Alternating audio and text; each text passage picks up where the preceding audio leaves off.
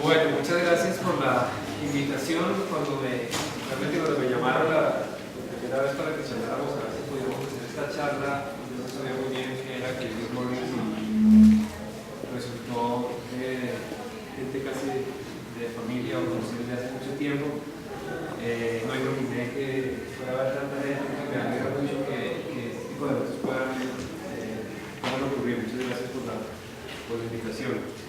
Espero que podamos tener una charla chévere y después dialoguemos un poquito más de los temas que realmente creo que son bastante importantes.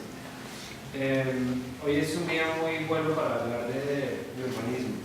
Bogotá está pasando pues, por un momento fuerte, digámoslo así,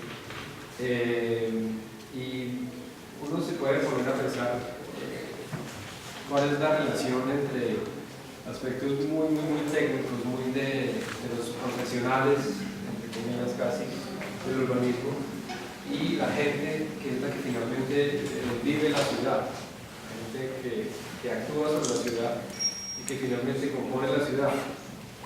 Es muy importante entender estas dos cosas porque cuando le invitan a uno a dar una charla sobre urbanismo, uno puede hablar de urbanismo, del trabajo y del tema. Nosotros los urbanistas hemos sido juzgados como arquitectos y después por alguna razón terminamos haciendo temas de ciudad. Pero realmente hablar de urbanismo no es que todo hablar de ciudad. Entonces voy a tratar de hablarles un poquito sobre la profesión, sobre lo que hacemos los urbanistas, muy rápidamente. Y después me voy a concentrar un poco en explicarles cosas de la ciudad, temas de la ciudad, para luego al final volver a retomar el tema del urbanismo y hablarles un poquito sobre la motivación que puede tener alguien trabajando en urbanismo, la motivación o la inspiración, que es un poco el tema de la charla. Hablar de la ciudad, uno siempre habla de la ciudad, y ustedes pueden empezar a hablar pensando por ejemplo en el tráfico, quejarse un poco de la congestión,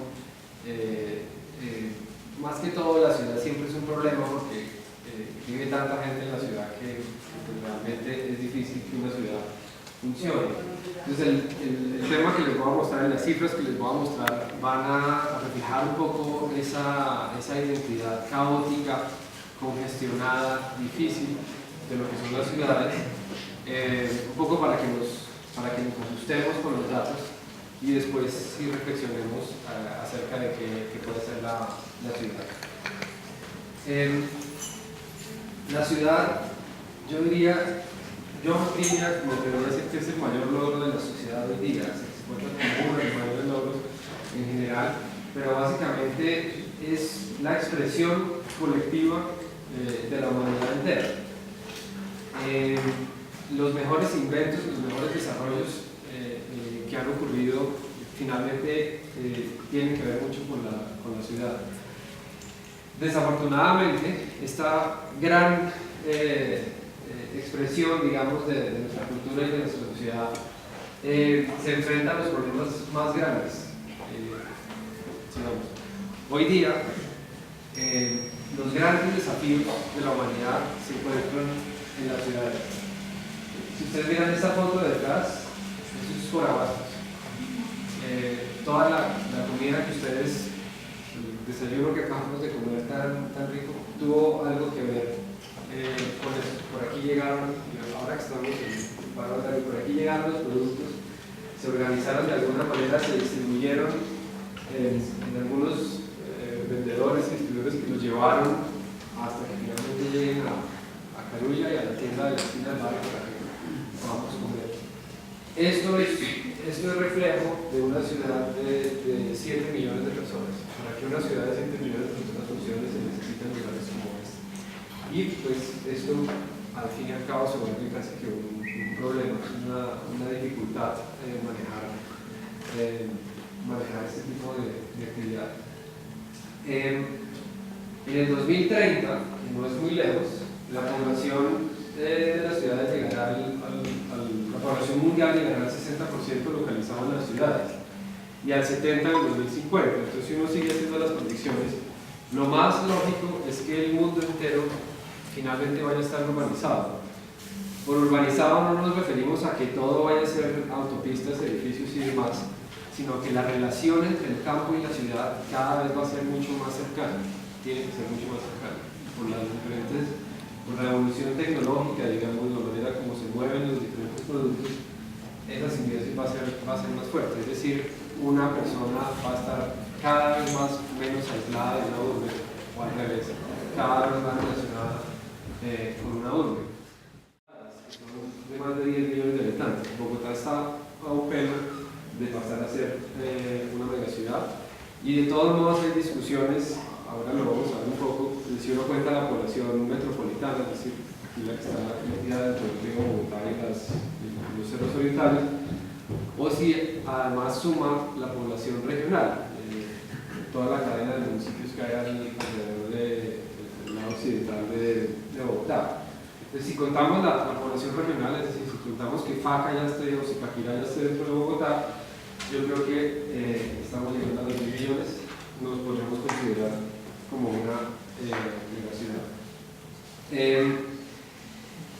Eso nos trae a colación un tema importante, y es que en urbanismo el tamaño sí importa. Si ustedes se ponen a pensar las diferentes disciplinas que están relacionadas con el diseño, y aquí estamos todos un poco envolvidas en ellas,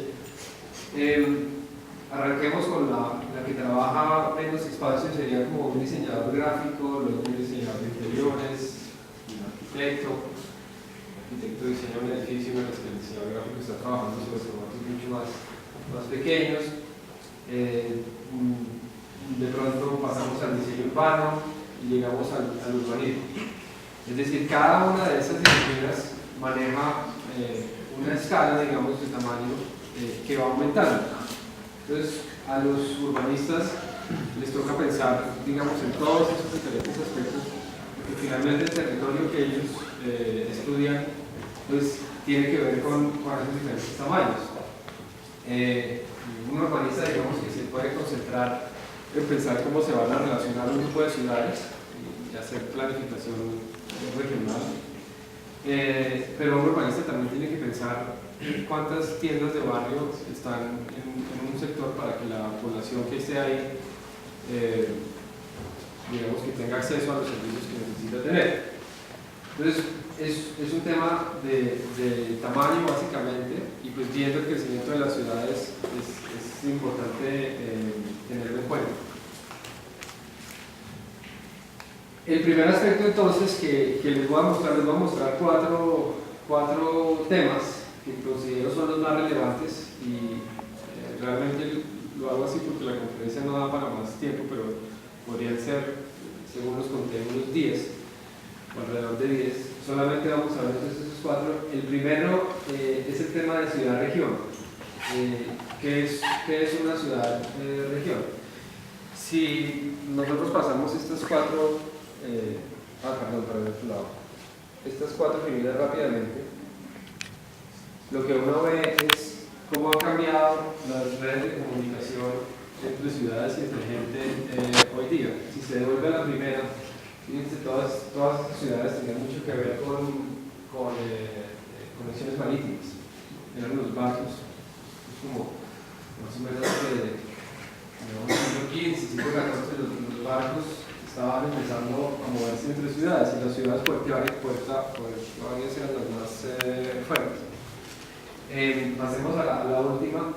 Hoy día, pues gracias a lo que estábamos viendo en la introducción de la charla, gracias a Internet y pues al desarrollo que han tenido la tecnología y comunicaciones, pues este mapa se ha vuelto mucho más complejo. Eso quiere decir, si uno mira las ciudades, es decir, ya la forma física de las ciudades o dónde se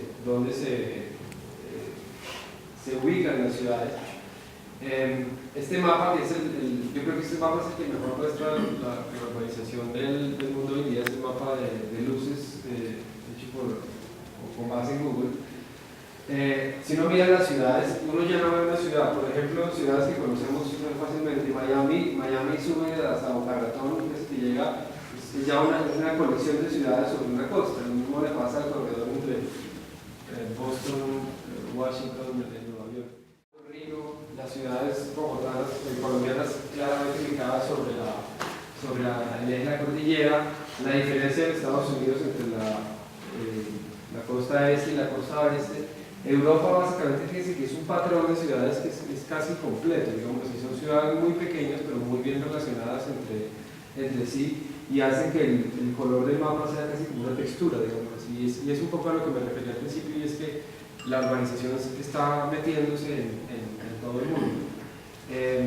Claramente todavía nos quedan, gracias, afortunadamente todavía nos quedan pedazos en donde quisiéramos que la urbanización afectara menos, pero el punto es que ya no se habla de una ciudad, siempre se habla de una colección de ciudades o de una red de ciudades. Si uno lo mira en el sector, digamos, en el área de Bogotá, pasa exactamente igual. Hoy día hay gente que siempre hago el estudio de mis alumnos de dónde vienen para llegar a la universidad, las universidades que siempre quedan en el centro de Bogotá, y tengo gente que viene desde Chía, Zipaquirá, gente que vive por la 80, es decir, fíjense que finalmente Bogotá ya no se puede pensar solamente como Bogotá, sino que tiene que ver con todo su contexto inmediato. A nivel físico, son las vías, nosotros solamente tenemos vías para camiones, para carros, son las vías las que generan esta red, pero pues obviamente en la medida en que la tecnología avance a nivel virtual, pues va a haber otro tipo de redes.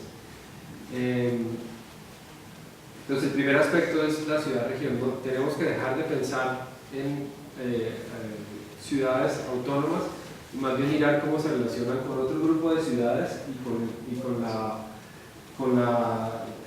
contexto inmediato, que antes se llamaba campo, pero que yo diría tenemos que empezar a concebirlo como una sola entidad, digámoslo así. Se preguntarán ustedes, bueno, si ahora empezamos a hablar de ciudades-regiones y por el corredor de la autopista norte están entrando 600.000 personas más o menos en un día común y corriente, por la mañana. Pues el segundo aspecto es la movilidad. Si nos estamos empezando a relacionar con otras ciudades, en otros lugares, el segundo aspecto importante de las ciudades de hoy día es la movilidad. ¿Quién no se queja de la movilidad? El trancón, es decir, la invención del automóvil, inmediatamente lo que trae es la invención del trancón. ¿Sí? Gracias a que tenemos ese desarrollo tecnológico, ahora tenemos trancones. Los trancones van a ser parte de toda su vida. No olvídense que esto no es solucionado. No hay forma de solucionar, nos tocaría devolvernos a la bicicleta básicamente o a caminar. Entonces, acostúmbrense porque va a ser parte integral de la vida urbana. Pasemos. Siguiente. Si ustedes se ponen a pensar en las grandes ciudades del mundo, por ejemplo, Nueva York y Londres, son las dos ciudades pioneras en sistemas de transporte masivo con sus metros. Los metros súper complejos.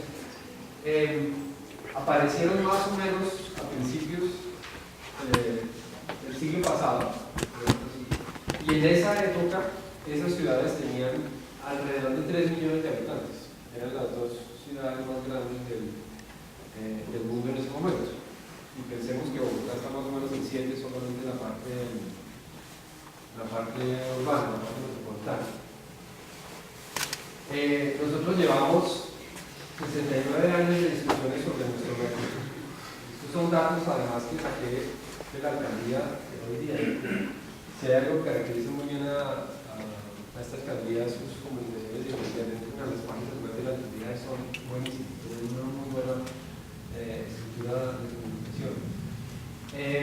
Desde 1980 se han invertido 75.000 millones de pesos. En realidad, eso suena mucho, pero si uno lo compara con otras ciudades, podría ser poco. Y esta que está aquí es de hace 2 semanas. Arrancaron los estudios de la primera línea. Mandaron realmente a unos topógrafos a que hicieran unos apliques. Resulta que Bogotá, por ser en territorio de sabana, tiene mucha agua, el agua que baja de las montañas. Ahora vamos a ver un poco más sobre esa agua se filtra a los suelos y hace que el suelo de Bogotá no sea muy bueno. Los constructores siempre se han quejado de que el suelo de Bogotá, sobre todo en los lugares donde hay este tipo de formas en el suelo, pues ahí se queda el agua. Hacer el metro no va a ser fácil, va a ser mucho más difícil que hacer el metro, por ejemplo, de Sao Paulo, donde es un terreno rocoso mucho más fuerte. Nos mandaron a unos topógrafos a hacer unos apliques para, entre otras, estudiar ese tema, porque la estructura del metro de Bogotá va a tener que ser más robusta que la estructura del metro de otras ciudades. Pero, bueno, ya arrancamos, ya por lo menos abrimos el primer sigamos. ¿Qué es lo que pasa? Este es Bogotá, ya es el norte, aquí es el sur, digamos, más o menos nosotros estamos como por acá. Ahí. El plano de amarillo se llama el plano de orígenes, es de donde los movimientos se generan, ¿sí?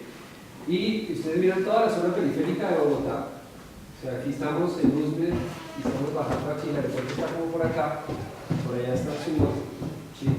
Todos los orígenes por la mañana, toda la gente de Bogotá, pues son 7 millones de personas, se levanta y se va ¿hacia dónde? Este es el plano de destino, hacia el centro. Nosotros estamos acá atrás, ¿sí? Esta mañana ustedes, si hiciéramos un mapa, sería un mapa muy bonito de ubicar de dónde vienen todos ustedes, de otros ahí le dejo para a ver cómo llegamos, de dónde llegamos acá, ¿sí? Y les va a dar siempre ese sistema.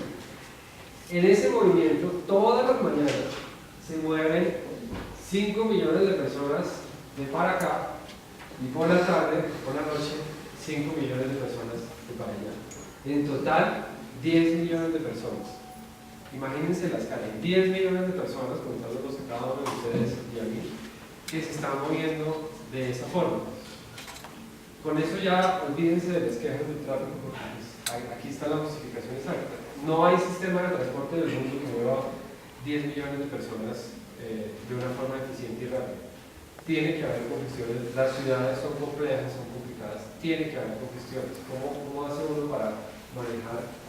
Los que alguna vez hayan ido a un concierto o a un partido de fútbol donde hay 100.000 personas, 100.000 personas, pues estamos en 10 millones, imagínense la escala de movimiento. El tema de la región vuelve a ser recurrente. El mapita que les mostré antes, y perdón, pero este está volteado, es decir, el norte está para allá, ese es lo que le corrijo yo a mis estudiantes todo el tiempo, mira que me salió bien. Entonces está volteado. El problema es que el mapa que ustedes vieron antes, el de los puntitos, solamente es la región urbana o la parte urbana de Bogotá, pero Fontibón, Susa, Madrid, Faca también mueve gente.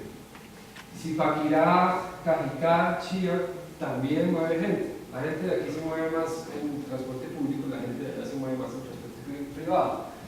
Y todo el corredor de Bosa y Soacha, que es lo que sale como por acá, también mueve bastante cantidad de gente. O sea, a esos 10 millones de personas tendríamos que sumarles, no sabría cuántos, pero por aproximadamente 1,5 millones más, que es gente que viene de afuera de Bogotá y entra a Bogotá.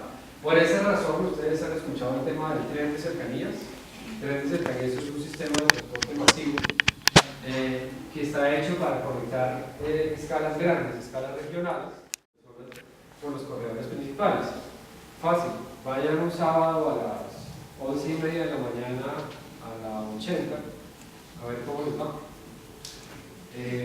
el tren de cercanía lo que está buscando es atacar a esa población, la gente que se está moviendo, digamos, por ese corredor. Un punto importante es estos sistemas, y como digamos en la diapositiva anterior, pues llevan mucho tiempo analizándose y estudiándose, pero encontré ese dato. Hoy día hay 3 ciudades de más de 7 millones de habitantes que no tienen metro. Yo no sabía que Kinshasa y Dhaka sí sabía que existía, pero Kinshasa no sabía que existía, y la tercera es Bogotá. Independientemente de todas las discusiones políticas, técnicas, las ventajas y desventajas, Bogotá necesita un metro. No hay nada que hacer. Una ciudad de 7 millones de habitantes que mueve 10 millones en un día tiene que tener metro. No hay otra razón. Bueno, sigamos. Entonces fíjense que ya nos estamos metiendo en el tema de la congestión, de la cantidad de gente. Empieza uno como a agachar la cabeza, ¿no? Decir, sí, es un problema complejo, no hay solución. Miremos el tema de la vivienda, que el tema de la vivienda es peligro. Bogotá, en 1900, tenía este tamaño. ¿Sí? Y en el año 2000, yo no seguía haciendo este mapa porque se me acabó el distrito, tendría que seguir afuera, en las siguientes ciudades. Pues es más o menos unas, no sabría cuántas veces, pero pues miren el tamaño de lo que era en 1900 y miren lo que está ocupado hoy día. En 1900 la gente todavía salía con el sombrero y paraguas y caminaba. ¿Sí? Las fotos que uno ve de esas épocas son súper bonitas, muy agradables. Hoy día, pensar en ese tipo de interacción urbana, de comunidad, de saludar a los vecinos, etcétera, etcétera, pues es como el pueblo, ¿no? Es como uno dice, sí, los pueblos chiquitos que en Bogotá era así, y todas las ciudades finalmente han pasado por este proceso de crecimiento. La razón del crecimiento de Bogotá más que todo es el desplazamiento, la migración. La tasa de natalidad cuenta, pero más que todo es la migración, por razones del país y de la seguridad en general. Pero se calcula más o menos, en el año 2000 se calculó que 2.6 millones de habitantes de Bogotá vienen de afuera, vienen de otras ciudades. De otras ciudades de Colombia, solo desde los últimos años ha crecido un poquito la migración internacional. Entonces, cuando uno mira esto, que esto ya ocurrió en un periodo de 100 años, pues es una cosa muy fuerte. ¿Cómo hacemos para dar cabida a todo lo que llega a Bogotá? Bogotá es como un atractor, ¿sí? Si uno mira, por ejemplo, las vías, por aquí hasta los 30, desde el centro tradicional, es decir, desde la Candelaria, se hizo el primer tranvía que iba hasta Chapinero, a las estaciones de Chapinero. Y ese es el eje, fíjense, es el primer eje que ocurrió, y ese es el eje que hoy día es lo que nosotros llamamos el centro expandido, que es el centro que va desde el centro tradicional más o menos hasta la 100. Y que fíjense que si el crecimiento primero fue lineal, es decir, en sentido norte-sur, hacia los 70, que es cuando llegó la mayor cantidad de población, empieza a moverse en el otro sentido, en el sentido oriente-occidente. Hacia el oriente no podemos crecer porque tenemos los cerros y los cerros son protegidos, ahora vamos a ver eso. Pero la ciudad desde los 70 se empieza a crecer en el otro sentido y se empieza a expandir hacia acá, vamos a decir. Entonces, hoy día, cuando llegamos a los 7 niveles, pues llegamos a ese nivel de congestión. ¿Sí? Si miramos la tasa de población, acuérdense que estamos hablando de vivienda, pero primero tenemos que ver la gente que vive acá.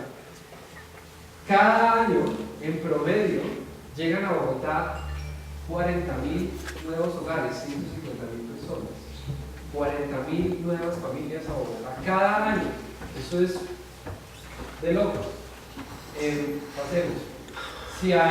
Si miramos dónde están ubicadas, dónde se ubican, por general a dónde llegan esas personas, vamos a encontrar que es el mismo patrón que veíamos de los orígenes y los destinos. Están ubicadas más que todo en las localidades de periferia, y en los últimos 10 años en la región, en estos municipios, que son los municipios que están en el borde de Bogotá y sobre los cuales hay mayor accesibilidad por los corredores de la autopista norte, la 80, la 13 y la autopista sur.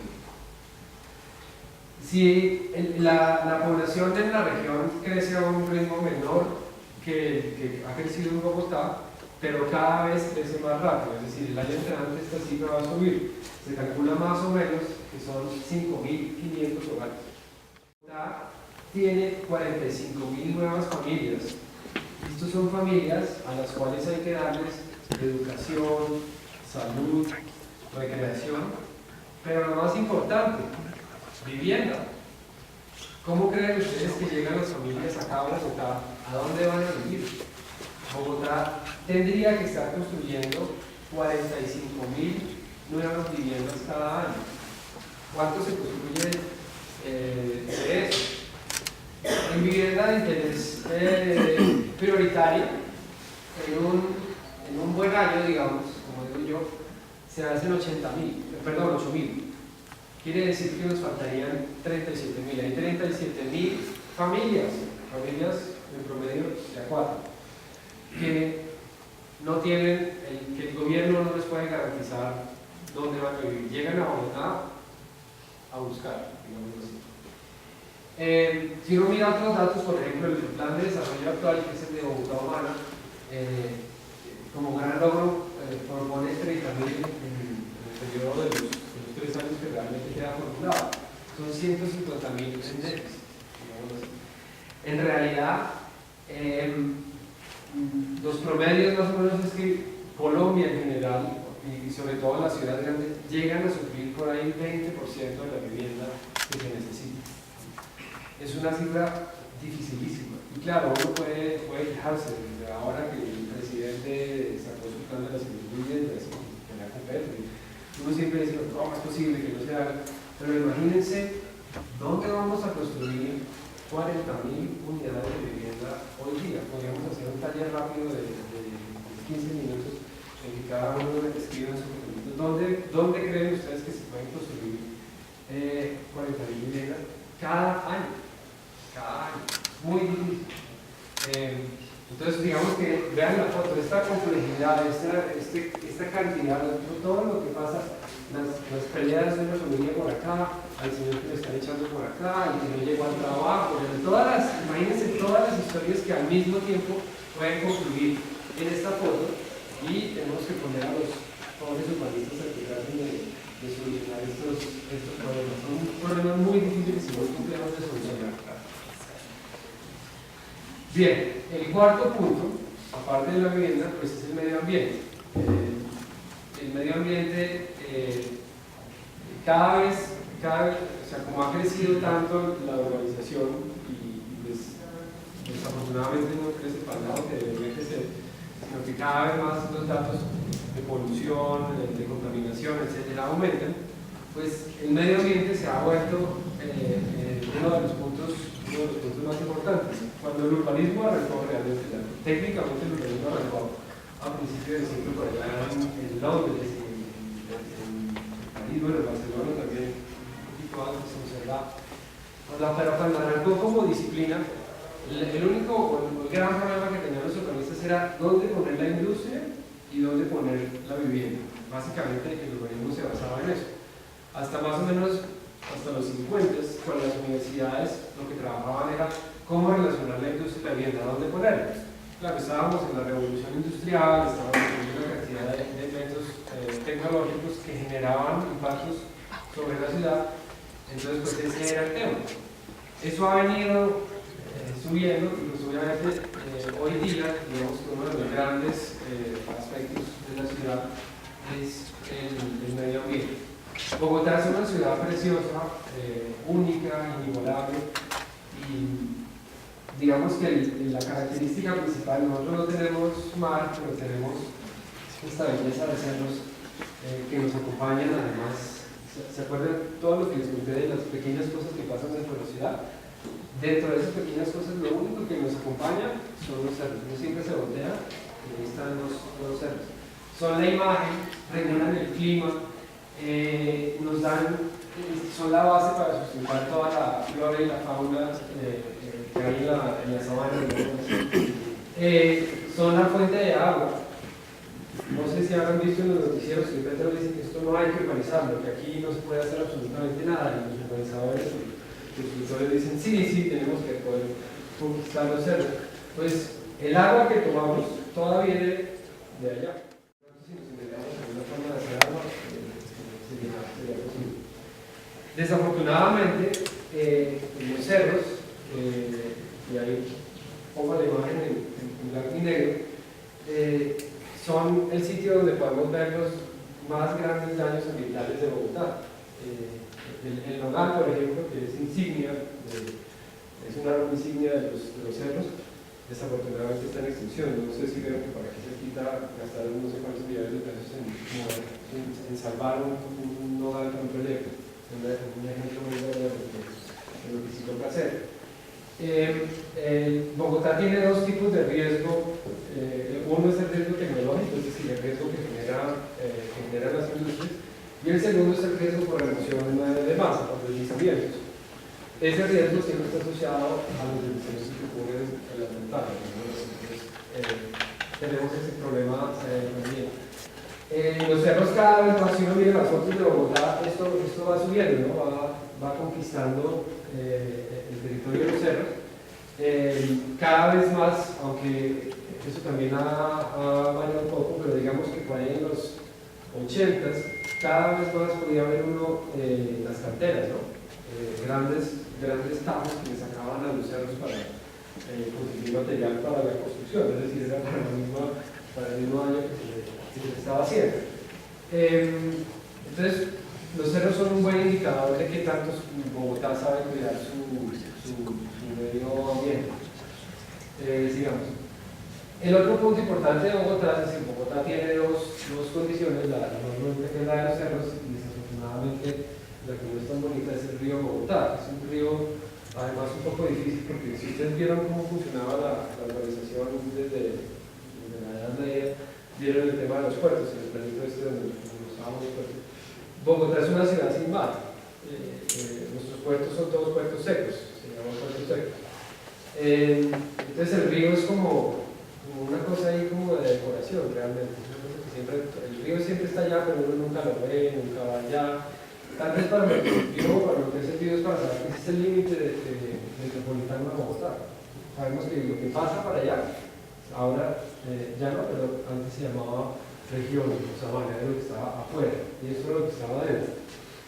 Realmente el territorio de Bogotá, la sabana de Bogotá, es la cota 2600, que es más o menos este espacio, que es la parte que los conquistadores vieron plana cuando llegaron acá a Bogotá.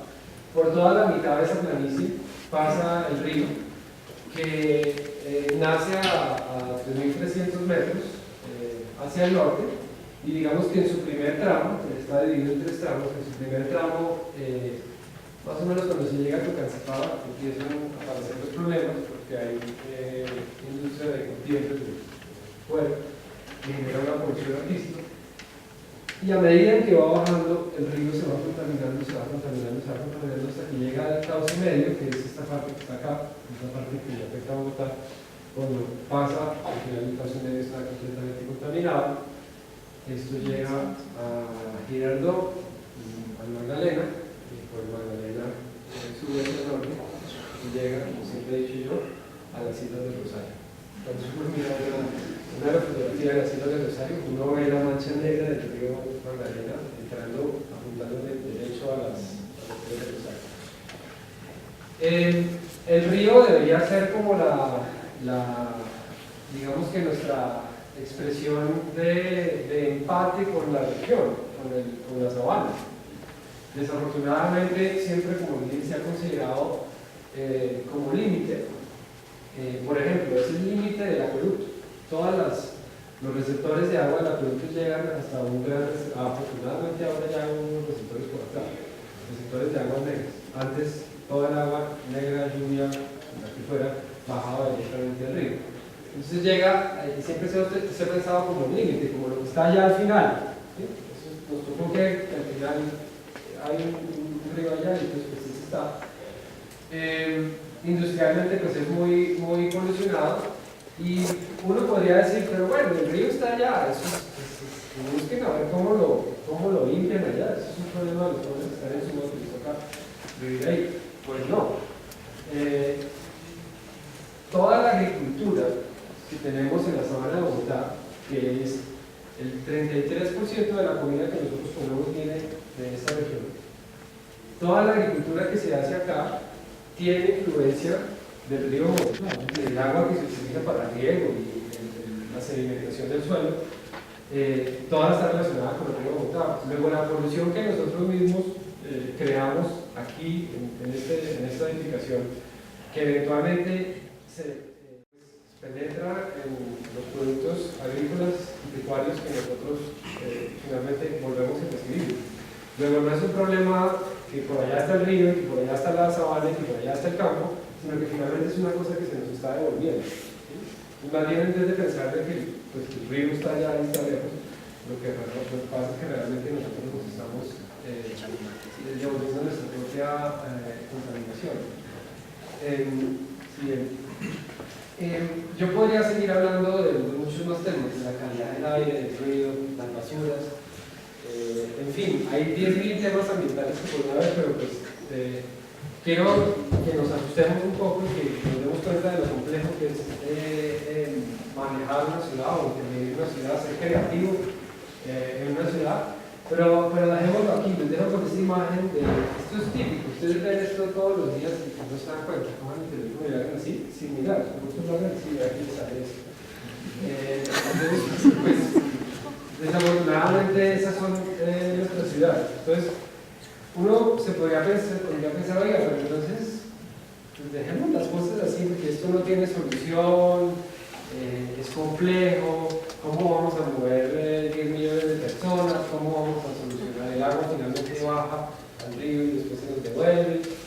Entonces, mucho a los urbanistas a poner el tema del urbanismo más en la sociedad.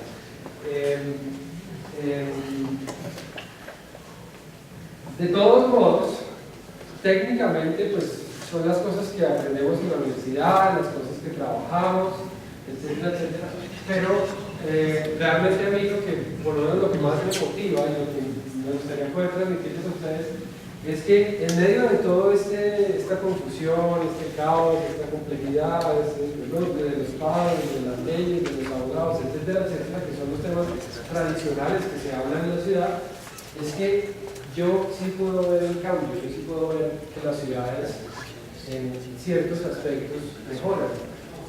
Cuando en Bogotá este personaje tenía la posibilidad de montarse a un bus de una manera, digamos, normal, más natural, esto es del año 2000. La primera vez que monté en un Transmilenio eso parecía una locura, uno solo los sistemas de transporte masivo que en realidad eran de otras ciudades. Ver el mapa de Bogotá con los puntitos. Eso realmente es nuevo. Ustedes no se imaginan cómo era el transporte 15 o 20 años atrás. Que haya gente que pueda consultar su destino. Antes uno más o menos miraba la buceta y veía el letrero y si se pasaba lo que se parecía así, y uno paraba en la mitad de la cuadra y uno corriendo, ¿verdad? Todavía ocurre en ciertos casos, pero también ocurre esto. ¿Sí? Mucho es bueno. Hay gente que puede venir y consultar, saber cuánto le va a costar llegar a su casa. Son temas, hacer cola, los paraderos, son temas que realmente hacen que la ciudad sea un poco más amable y más asequible para todos. Son pequeños avances, pero ahí están. Estas imágenes, por ejemplo, esto es Bogotá. ¿Quién sabe dónde es esto? Juan Amarillo. Juan Amarillo. Juan Amarillo. Muy bien. Hay dos que los invito, casi que les pongo la tarea de que cojan una bicicleta del Parque del Virrey, bajen por el canal de los Molinos. Esto también es Bogotá. Eso es Bogotá, no es Suiza. Los invito a que cojan la bicicleta y bajen hasta se hizo toda una red de alamedas, se volvió se excavó mucha tierra para volver a retomar el tema del agua. Ahí es donde le digo son esos espacios de Bogotá que son de cotas más bajas y no representan el lago. Y uno ve niños que sienten que están en un lago. Son cosas que parecen un poco triviales, poder montar en bicicleta acá o poder caminar acá, son cosas que parecen completamente triviales, pero son cosas que desafortunadamente cada vez ocurren menos en la ciudad. Entonces tenemos que como que afinar el ojo y el chip para saber que hacia allá es a donde tenemos que buscarla en nuestro destino. Vayan, ¿alguien sabe esto dónde es? El Tunal, ¿sí? La biblioteca, el Tunal. Vayan y entren. Nosotros vamos mucho a la de Simón Bolívar, pero Bogotá tiene una red de bibliotecas, la Tunal es una de menor tamaño. Vayan y miren a los pelados consultando por internet, que seguramente no tienen internet en la casa, bajando un libro, yendo con los amigos, etc. Se vuelven lugares de encuentro que es un poco la señal de pensar que son olvidados, casi no los conocemos. Este edificio o este parque puede volverse para un niño de 8 años el centro de su vida. Es el sitio donde él más proyecta la ciudad. Entonces tenemos que estar conscientes, digamos, de estos aspectos, porque finalmente eso es lo que uno hace en la ciudad, ir, caminar, recrear, estudiar, verse con los amigos. Esa es la verdadera ciudad. Realmente, como les digo, para mí son estos aspectos los que realmente me dan emoción. Cuando miro los aspectos técnicos, que son los que por mi profesión me toca estar mirando y estar discutiendo con otros técnicos, pues trato de que no me den tan duro, porque sé que hay otros que por más pequeños que sean, surgen dentro del trabajo y pueden generar una motivación mucho mayor que decir dónde vamos a mover esos 5 millones de personas en un metro, en un tren, en un bus o en lo que sea. En la pregunta que les hicieron a todos, los invito a que una de las cosas que uno tiene que hacer con la ciudad es participar de la ciudad, es ir a los eventos, es disfrutarla, digamos así. No hay nada más rico que irse de vacaciones a otra ciudad. Uno cuando va a otra ciudad es una delicia, uno conoce gente, aprende de cosas. Traten de hacer que sus vacaciones, o que por lo menos durante el día tengan una o dos cosas de vacaciones que ocurran en Bogotá, y que sí ocurren en Bogotá. Estoy seguro que hay muchas cosas de Bogotá que no se conocen y que hay que aprender a disfrutar un poco para que dejemos tanta pelea y tanta disputa y tanto problema, porque los problemas siempre van a estar ahí. Nos toca aprender a lidiar